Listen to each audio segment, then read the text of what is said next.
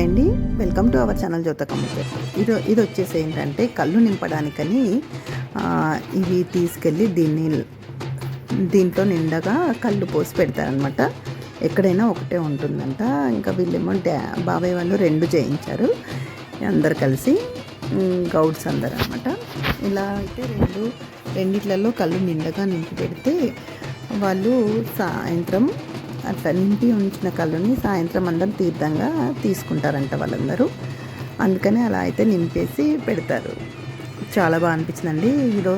ఏంటంటే ఇది కళ్ళు ఇదంతా నింపిన తర్వాత మన ఇంట్లోకి వచ్చి ఘట్టంలాగా తీసుకుని వెళ్తారండి. ఒకటి ఘట్టం అని పెట్టాను కదా, ఇది లందలో అక్కడ పెట్టేసి అక్కడ నుండి అదేంటంటే ఘట్టం తీసుకొని రావాలన్నమాట. ఘట్టంతో పాటు కళ్ళు క్యాన్లు చేసిన కళ్ళు ఉంటుంది కదండి, అది తీసుకొని వచ్చి దీంట్లో నింపుతారు కళ్ళుని.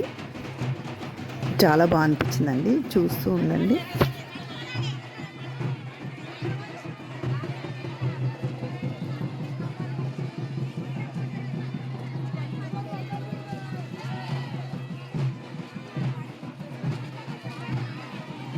అక్కడ నుండి ఇంటికి వస్తున్నారనమాట. ఇంటి దగ్గర నుండి ఘట్టం తీసుకొని వెళ్తారండి, అందులో నింపుతారనమాట కళ్ళుని. చూస్తూ ఉండండి.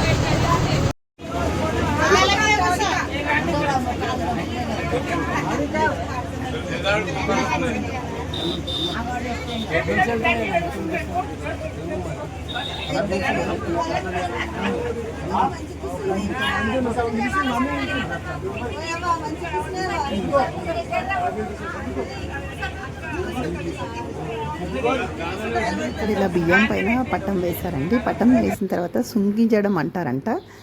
బియ్యాన్ని దంచుతారనమాట, సుంకించడం అంటారంట.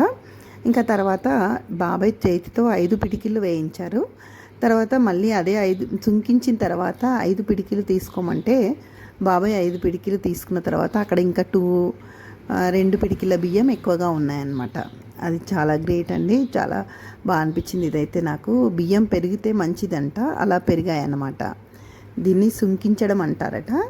అయితే మంచి పట్టంలాగా వేసిన తర్వాత వాళ్ళు పాట పాడారండి, అలా అన్నమాట.